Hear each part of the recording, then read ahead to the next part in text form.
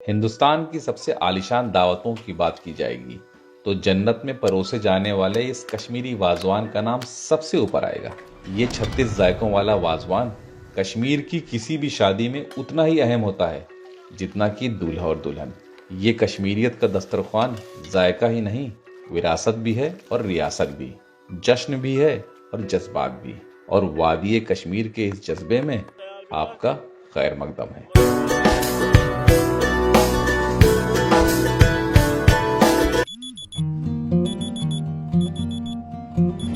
सुबह के 3 बजे मेरा पहला अलार्म बजा तो मैं दोबारा सो गया। थकान की वजह से मैं उठ ही नहीं पाया, लेकिन उधर वाजे ने सितारों की रोशनी मद्दम होने से पहले ही वाजवान की तैयारियां शुरू कर दी थी।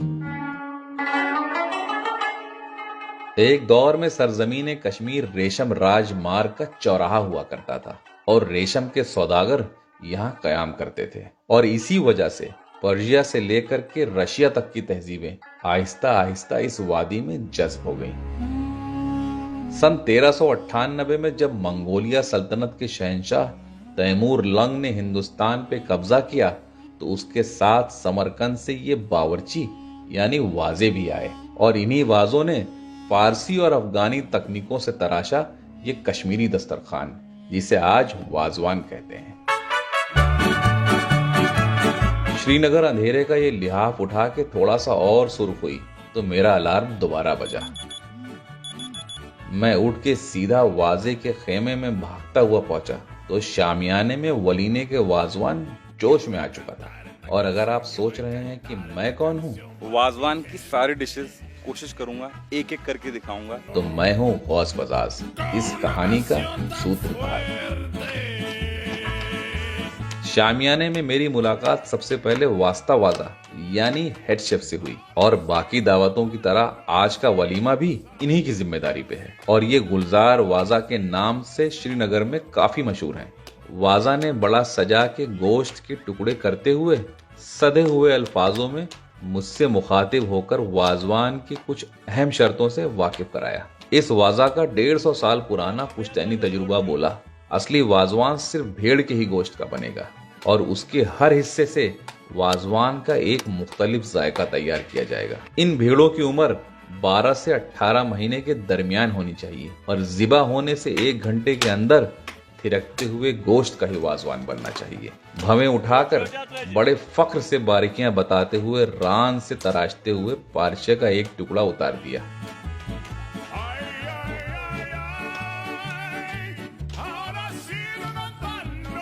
बगल में बैठे कतार में 3 कारीगरों की तरफ बढ़ा दिया।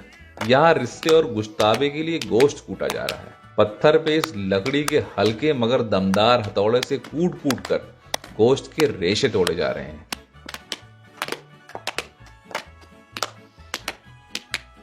अखरोट से बनी इस लकड़ी के हथौड़े को तुकनी कहते हैं और इस पत्थर को कैम। इस पहले कारीगर ने गोश्त के टुकड़ों को कूट कूट कर एक कर दिया। फिर इस दूसरे कारीगर ने उस कीमे को इतना कूटा कि रेशों की नसें टूट गईं और जो नहीं टूट पाईं उन्हें निकाल के बाहर कर दिया।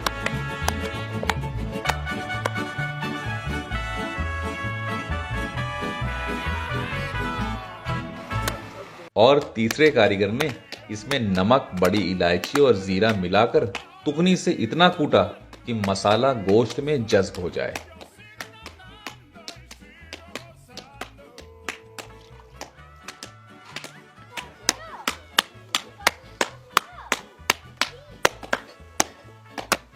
अब इसमें क्या क्या डाला है अभी आपने? इसमें सिर्फ चर्बी, मीट है, चर्बी है और नमक है और ये बड़ी इलायची, ये है बड़ी इलायची।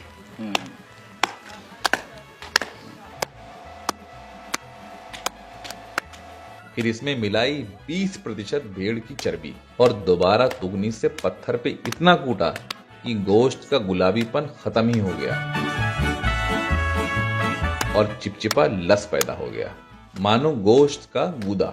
इस गूदे को वाजा ने बहुत संभाल के हाथों के बीच बहुत नरमी से हल्के हाथ से घुमा घुमा कर कोफ्ते नुमा गोलों में तब्दील कर दिया। वाजा एक ही साइज के बराबर गोले बनाते हुए इन कोफ्तों को गर्म पानी में आहिस्ता से टपकाता जा रहा था। गर्म पानी में जाते ही थोड़ी देर में ये कोफ्ते सोख्ते जैसे हो जाएंगे। फिर इनसे रिश्ता और गुश्ताबा बनाया जाएगा।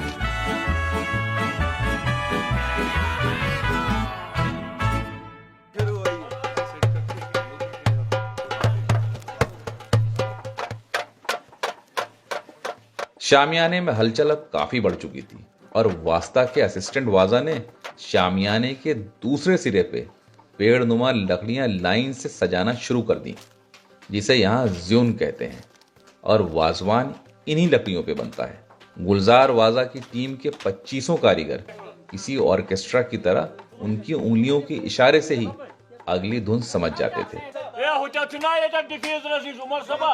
इशारा मिलते ही कलाई वाली तांबे की बड़ी बड़ी डेगें इन दहकती हुई लकड़ियों पर चढ़ा दी गईं। पानी से आधी भर के गोश्त और नमक डाल के उबालने के लिए छोड़ दिया गया। उबालने के बाद इसी गोश्त का अर्क वाजवान के हर जायके को उसका शोरबा देगा। इसका सूप निकाला। अच्छा। कई सारे वाजे अपने अपने सेक्शंस को सब कुछ देखते रहते हैं और पूरी प्रिपरेशन एक लाइन से बनती है। फिर वाजा ने मुझे बड़े ही प्यार और खुलूस से वाजवान की हर एक डिश बनाते बनाते तकनीक और बारीकियों से वाकिफ कराना शुरू किया। सबसे पहले वाकिफ कराया उन 2 अहम इंग्रेडिएंट से जो वाजवान की रूह है। ये डेग में रखी एक जवा की लहसुन नुमा प्याज है, जिसे प्राण कहते हैं। Quite strong actually. बहुत बड़ा bite ले लिया यार। It's sort of oniony only, but very mild hint of garlic. सबसे पहले इसको महीन छल्लों में कुतरकर देसी घी में सुनहरा और कुरकुरा होने तक तला गया और न्यामी में एक हिस्सा पीस के उसका पेस्ट बना लिया गया। तो इसको बोलते हैं न्यामी। और इसको क्या बोलते हैं? इसको बोलते हैं हमारी छोटा। कोई भी बहुत ही जबरदस्त जो फाइन ब्लेड का ग्राइंडर होगा ना, वो भी इतना फाइन पेस्ट नहीं बना पाएगा।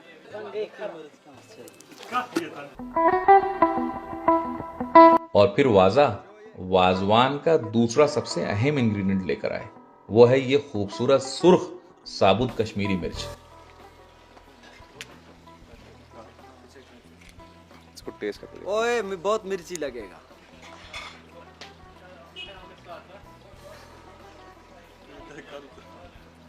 स्वीट चिली के कॉम्बिनेशन में हल्की सी, जैसे कहते हैं ना, मिर्च में हल्की सी एक मिठास होती है, वो हल्की सी इसमें से, और इसमें हल्का सा टाइनी खट्टापन है, बहुत थोड़ा सा। इस कश्मीरी मिर्च को पानी में भिगो के मुलायम किया जाता है और फिर बारीक होने तक पीस लिया जाता है। फिर मिर्च के इस गूदे को पानी के सहारे छान के कश्मीरी मिर्च का ये लाल सुर्ख अर्क निकाल लिया गया। वाजा ने बताया कि वाजवान को वाजवान बनाने में इन दोनों इंग्रेडिएंट्स का सबसे अहम किरदार है। वाजे ने यह भी बताया कि आज के वलीमे के वाजवान में 25 जायके परोसे जाएंगे।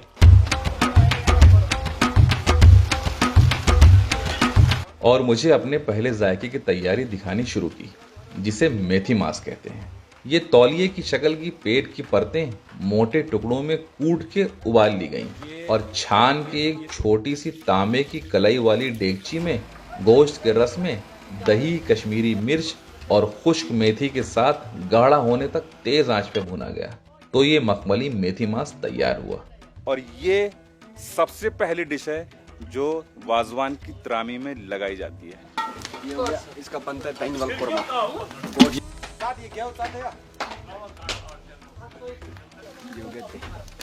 फिर तैयारी की धानीवाल कोरमा की। ये जायका सिर्फ रान के गोश्त से घी में बनता है।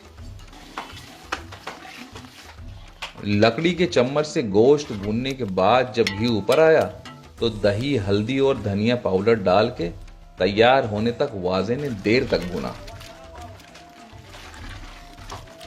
तैयार होने पर यह सब्ज धनिया के साथ त्रामी में परोसा जाएगा।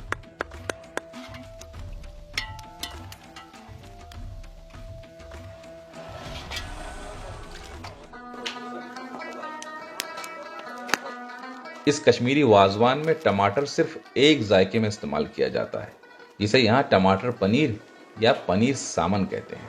वाजे ने लाल टमाटर उबलने के लिए एक तरफ चढ़ा दिए और दूसरी तरफ जाफरान और हल्दी मल के ये पनीर के बड़े बड़े टुकड़े रख दिए। इनको फिर घी में खूबसूरत सुनहरा होने तक धीमी आंच पर तला गया।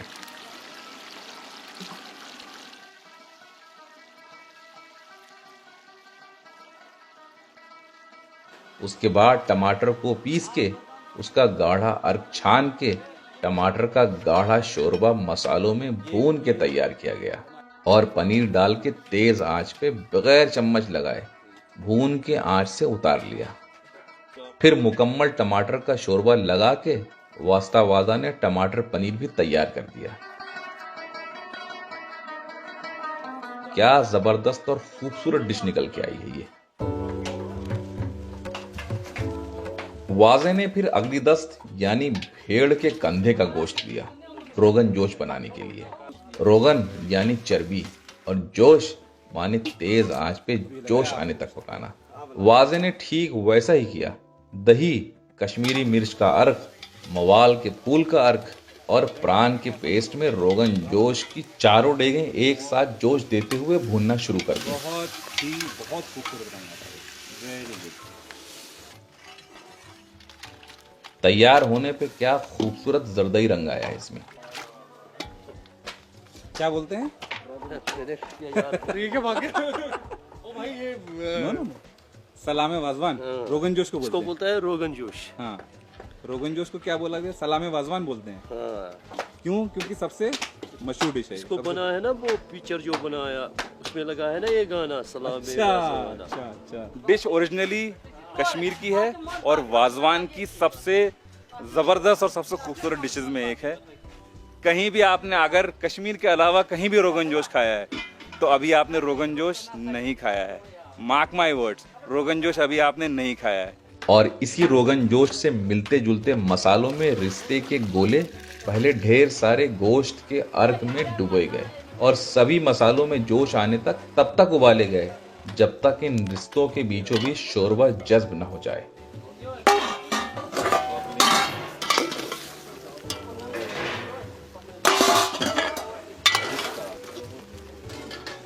मेथीमाज और रिश्ता दो वाजवान में मेरी सबसे फेवरेट डिश है और खैर एक एक डिश स्टैंड आउट करती है। आपकी ये आपको ये ज्यादा पसंद है कि गुश्ताबा ज्यादा पसंद है? हमें सब कुछ अच्छा लगता और रिश्ते के बगल में दही में डूबा ये खुशबूदार मशरूम भी बिल्कुल तैयारी पे था। दही मशरूम।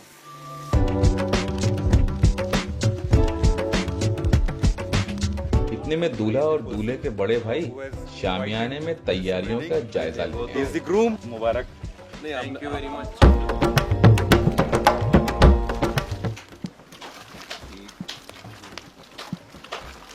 वक्त की नज़ाकत को मद्देनजर रखते हुए वाजे ने गुश्ताबे की तैयारियां शुरू कर दी। चीज केक के टेक्सचर वाली ये गेंदें मटन के अर्क में डुबोकर दही, इलायची, सौंठ और सौंफ के साथ देर तक पकाया गया। फिर ऊपर से बारिश की पुदीने की खुश्क बुरादे की और एक बार और उबाल आने तक ये यखनी का शोरबा पकाया गया। जब त्रामी में वाजा गुश्ताबा परोसता है तो ये वाजवान का परोसा जाने वाला सबसे आखिरी जायका होता है, यानी कि फुल स्टॉप। वास्ता वाजा आंच को दहकाते हुए हर जायके और खुशबू पे बारीक निगरानी का पहरा देते हुए अपने असिस्टेंट वाजा से अब मिर्ची कोरमे की तरफ तवज्जो देने के लिए कहा, जिसे वाजवान में मर्स वांगन कोरमा कहा जाता है। ये 20 केजी लाएंगे। हाँ, कितना? 20 किलो। हाँ ठीक। 15 केजी ये कुरमे ही में जाएगा। सबसे ज्यादा यूज कुरमे में होता है। खालिस कश्मीरी मिर्च और दही में भेड़ की दुम और पीठ का गोश्त भूनते हुए रस को गाढ़ा होने के लिए धीमी आंच पे छोड़ दिया और मुझे पहले से तैयार वाजवान के कुछ और जायकों से रूबरू कराया। उसमें से एक था ये पालक रिश्ता। ये है पालक पालक के साथ में क्या है ये? रिश्ता, पालक रिश्ता इसको बोलते हैं। पालक रिश्ता इसको बोलते जी हैं? हाँ, इसके साथ डाला ओहो। जाता है। अभी तक मैंने ये ट्राई नहीं किया जी, क्योंकि जम गया है इसके अंदर ये। और दूसरा था आलू बुखारा गोश्त। खुबानी और आलू बुखारा एक ही चीज है क्या? अलग अलग अलग अलग ये होगा। निकालो सर, खाओ। इसमें ये खटमिठा खुश्क आलू बुखारा गोश्त के साथ कश्मीरी मिर्च में पकाया जाता है। ये वाकई में बहुत ही मुख्तलिफ और नायाब जायका होगा।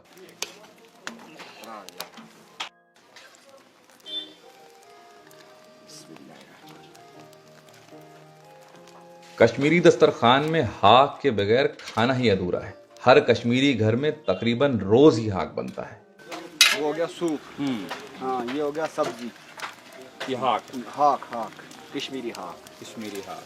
तो वाजवान में इसकी जगह होनी ही थी। वाजे ने पानी में हल्दी और इलायची के साथ सब्ज हाक के साबुत पत्ते इन डेगचियों में डालकर देर तक भूना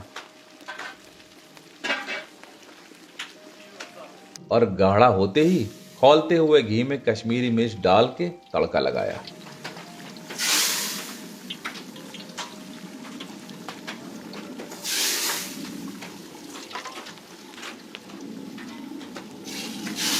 प्राण प्राण डाल, कश्मीरी प्राण, फ्राइड प्राण। तो आप कब डालोगे जी।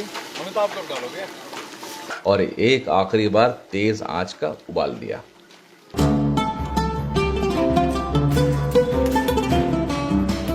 वाजा ने कश्मीरी चावल से भी मेरा तारुफ कराया। ये वाला चावल, ये और किसी जगह नहीं मिलेगा। सुबह और शाम दिन में 2 बार खाते कश्मीरी चावल।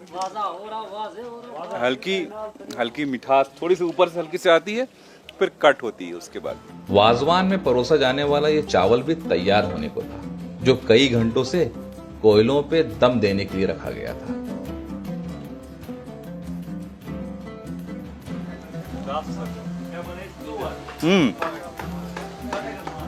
एकदम बेस्ट होगा इसमें। खुशबूदार नहीं कहूँगा, थोड़ा सा मोटा है चावल और देसी चावल का अपना जायका है। और वाजवान में जो ये मोटे चावल का इस्तेमाल होता है, आई थिंक वही सही जायका देगा वाजवान को। अगर खुशबूदार चावल डाल देंगे तो मेरे ख्याल से वाजवान का अपना टेस्ट उसमें डिस्टर्ब होने लग जाएगा।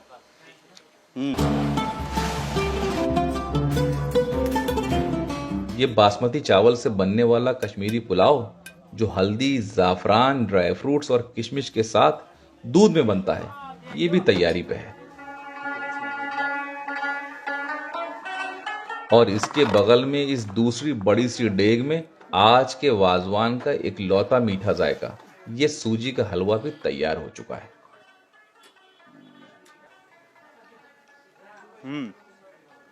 बहुत हल्की मिठास है और जो इसके दाने हैं वो फौरन मुंह में फौरन घुल जा रहे हैं।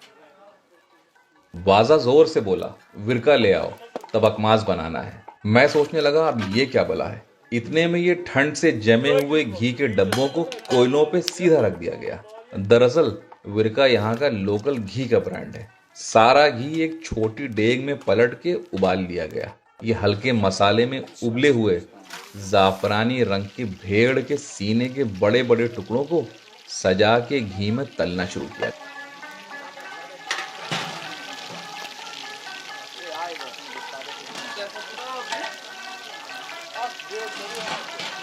आई थिंक तबकमाज एक ऐसी डेलिकेट नहीं कहेंगे, ऐसी कॉम्प्लेक्स डिश है कि अगर उसको कोयलों पे धीमी आंच पे नहीं पकाया जाएगा तो इसके जो मीट के जो बीच में स्ट्रिंग्स हैं वो सॉफ्ट नहीं हो पाएंगे। कोयलों की दहक धीमी रखी गई ताकि तबकमाज की ऊपरी सतह कुरकुरी हो जाए और निचली सतह में लदी हुई चर्बी पिघलने भी न पाए।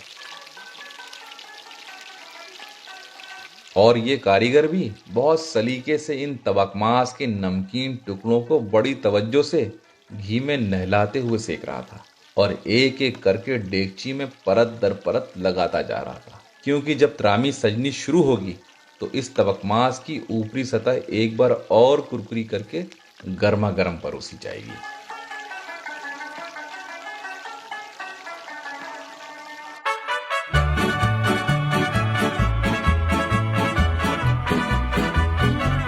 अभी इन्हीं कोयलों पे सीख कबाब भी सीखेंगे, इसीलिए वस्ता वाजा ने भेड़ से तराशे हुए पार्चों का कीमा करके मसाला पहले ही लगा दिया था।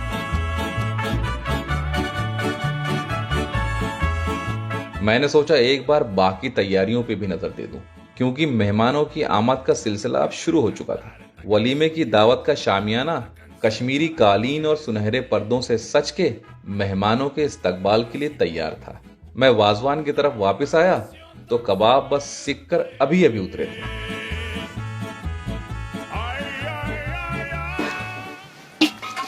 अभी लगाया आप गोश्त हैं? अब लग गया। गुलजार वाजा ने अपनी निगरानी में अब आप गोश्त की तैयारी शुरू की। आप गोश्त यानी दूध में बना हुआ गोश्त। ये जायका खालिस भेड़ की नलियों से बनता है। पहले गोश्त के अर्क में आप गोश्त की सारी डेगचियां मुलायम की गईं और गोश्त को कुछ खुशबूदार मसालों में तेज आंच पे भूना और फिर ऊपर से गाढ़े दूध का शोरबा लगाकर एक जोश आने दिया।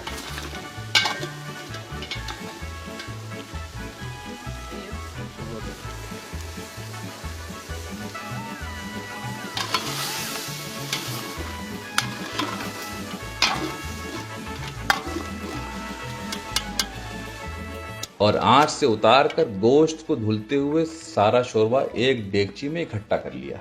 बाजों ने तैयारी से पहले इसे एक आखिरी बार चखा, क्योंकि ये वाजवान में कश्मीरियों का सबसे पसंदीदा जायका है। 2 बज चुके हैं और आप गोश्त में दूध लगने का मतलब त्रामी परोसने की तैयारियां कुछ देर में शुरू हो जाएंगी।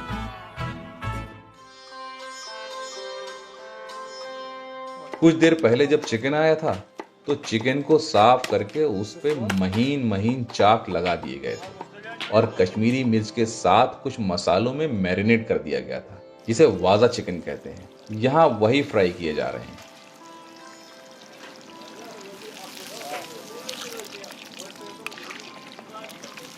क्योंकि तरामी में सबसे पहले ये वाजा चिकन, सीख कबाब और तबकमाज मेथी मांस के साथ परोसा जाएगा। मेरी दावत कहीं छूट ना जाए, इसलिए सबसे पहले मैं तैयार होकर के आता हूँ। आपके साथ इस वलीमे के वाजवान का जायका भी तो चखना है, लेकिन इसका लुत्फ लेंगे अगले एपिसोड में। भूल मत जाना, क्योंकि ये दावत अभी अधूरी है।